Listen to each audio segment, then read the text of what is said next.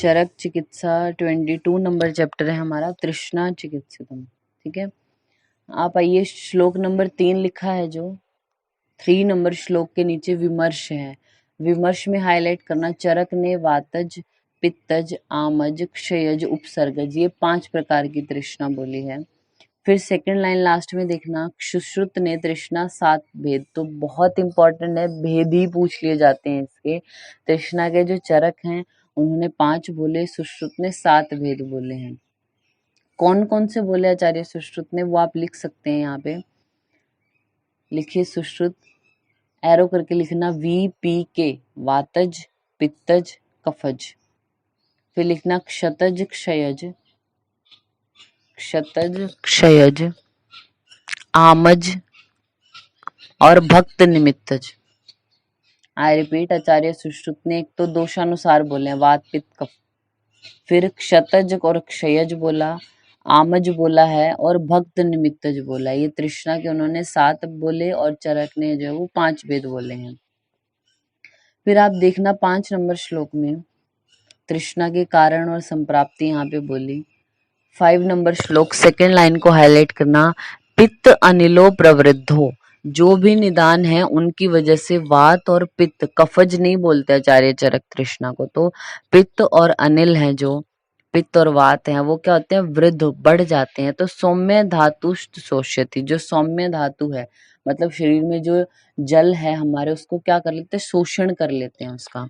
और रसवाहिनीश्च नाली, जीवा, मूल, गल, तालु, क्लोम, इनको भी सुखा देते हैं, तो तृष्णा उत्पन्न होती है। इसमें होगा क्या पेशेंट को, देखना आप 7 नंबर श्लोक की फर्स्ट लाइन को हाईलाइट करना, पीतम पीतम ही जलम शोषित्व तावतो न याति शम्यम।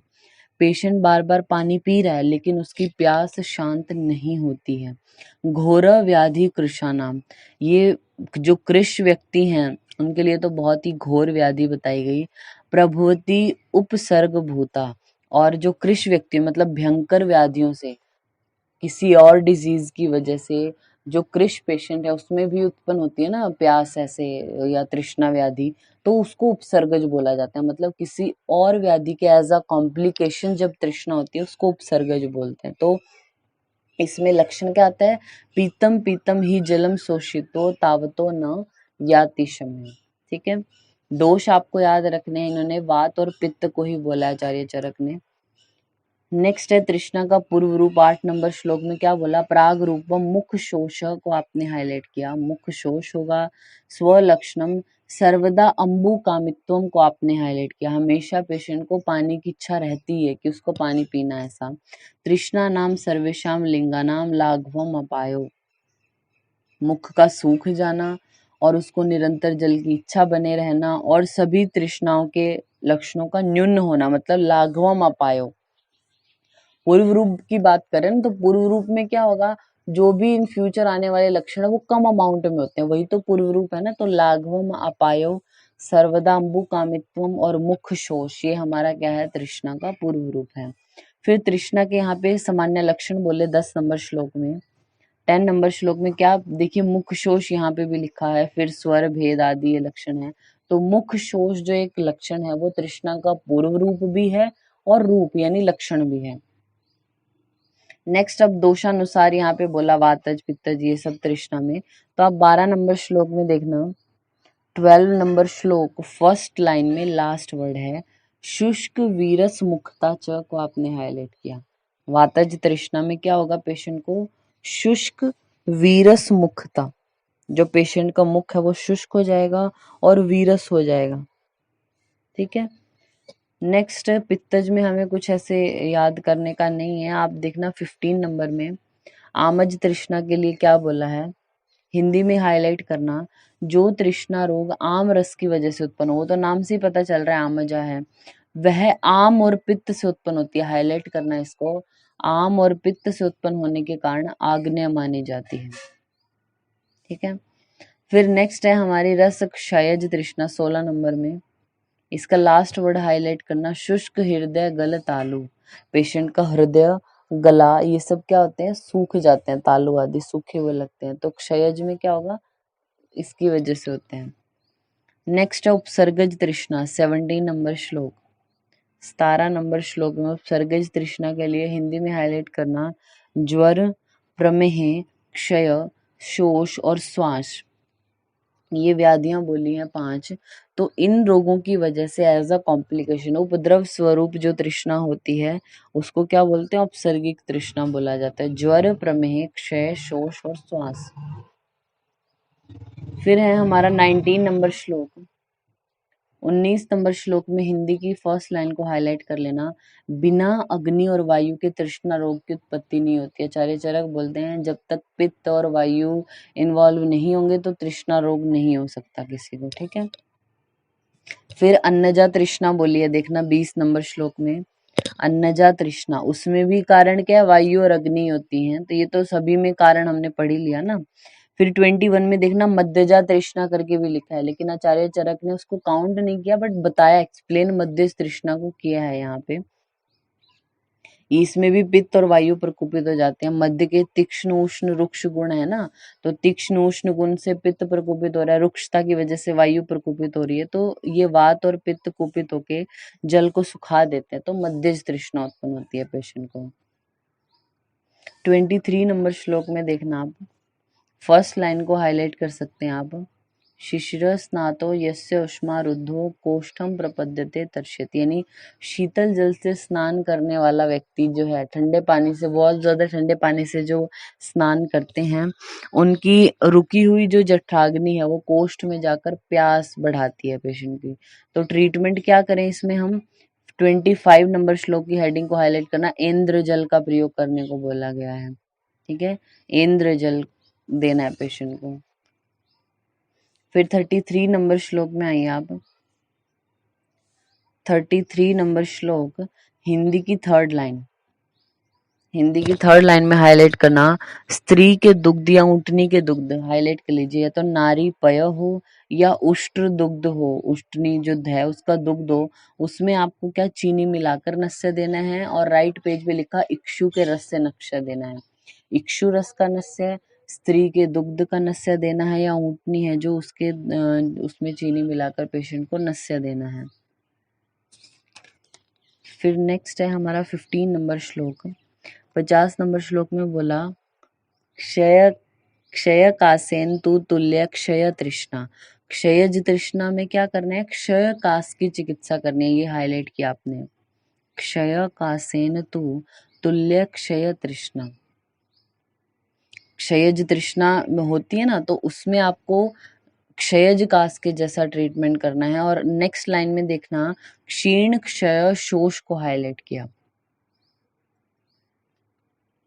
एक कंडीशन आपके पास है क्षयज तृष्णा, तो उसमें आप क्षयज कास के जैसा भी ट्रीटमेंट करो, शत क्षीण जैसा भी, और शोष यानी राज्यक्षमा जैसा भी ट्रीटमेंट करना चाहिए आपको, ठीक है।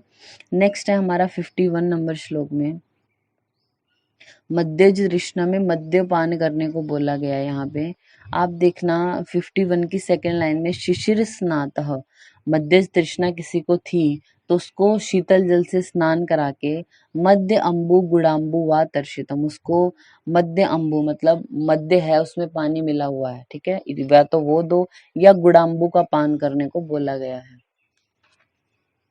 नेक्स्ट उसके बाद है हमारा पोषण चिकित्सा बोली 54 में। अब जो तृष्णा थी, अगर वो बलवान व्यक्ति में हो रही है, तालु प्रदेश उसका सुख रहा है, तो उसको घृत आदि का पान कराना चाहिए। हिंदी में लिखा है देखिए, घृत आदि का पान करा देते हो। यदि दुर्बल व्यक्ति को तृष्णा हो रही है और तालु शोष हो रहा है, तो घृत में भुने हुए गो दुग्ध का पान कराना चाहिए। वो क्या होगा, दुर्बल है ना वो तो व्यक्ति, तो वो मे भी ना पचा पाए अगर आप पहले उसको घृत आदि देते हो तो घृत में भुने हुए गो दुग्ध का पान कराने को बोला है, या मांस रस दे सकते हैं उसको। फिर इसमें क्या तृष्णा जो ये अध्याय है, इसमें से मेनली क्वेश्चन क्या आता है, हमने आपको बताया ये वाला ही पूछते हैं, या तो दोष पूछेंगे। तृष्णा में दोष मेनली वात और पित्त की वजह से बोला आचार्य चरक ने। भेद कितने होते हैं दोनों आचार्य के अकॉर्डिंग, चरक के अकॉर्डिंग कौन से हैं, नाम उनके याद रखने हैं, सुश्रुत के अकॉर्डिंग कौन से, उनके नाम याद रखने हैं। ये नंबरिंग बेस्ड क्वेश्चन आएगा, या नाम वाला आता है, या दोष पूछे जाते हैं। उसके बाद जो क्वेश्चन होगा यहाँ 57 नंबर श्लोक है यहाँ से। यानी शीतल जल किन रोगियों को पीना चाहिए, शीतल जल पीने योग्य कौन है, तो हिंदी में हाईलाइट करना आप, तृष्णा, दाह, मूर्छा, भ्रम, क्लम, मदात्य और रक्त दोष। जिसको प्यास लग रही है, दाह है, मूर्छा है, भ्रम, ये देखिए मेनली क्या है, पित्तज एक तरह से व्याधि है, तो शीतल जल का पान उनको आप करा सकते हो।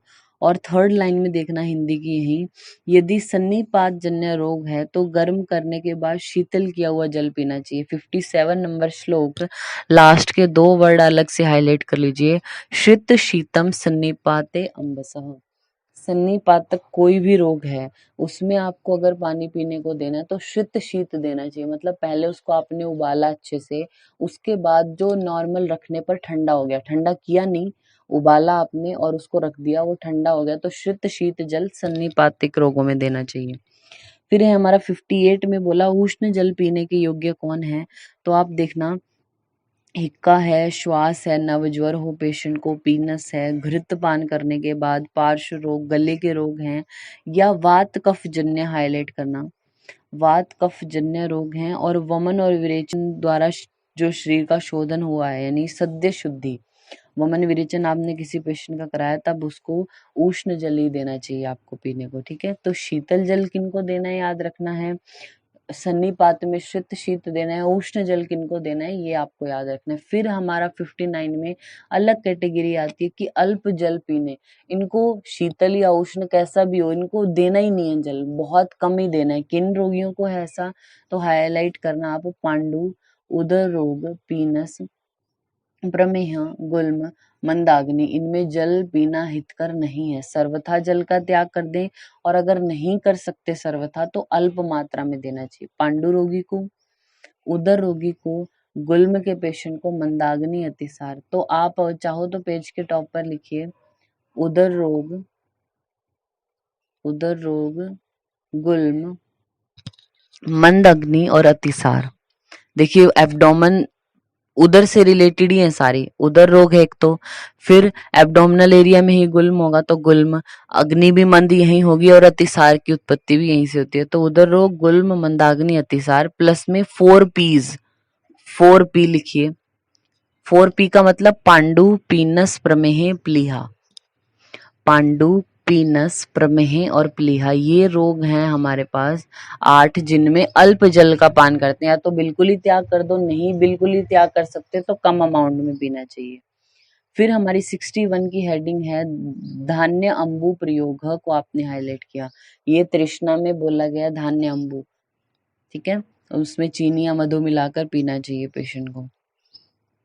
तो तत्र श्लोका करके देखिए लिखा है यहाँ पे 63 नंबर श्लोक में, हेतु यथा अग्नि पवनो कुरुत, यानी हेतु बताए, यानी अग्नि है, पित्त है और वायु है, वो कैसे हेतु बन के तृष्णा को उत्पन्न कर रहे हैं, उपद्रव क्या है, और पंचानाम, 5 प्रकार की जो तृष्णा है उनको यहाँ पे बताया गया है। तो ये हमारा 22 नंबर चैप्टर है वो कंप्लीट होता है।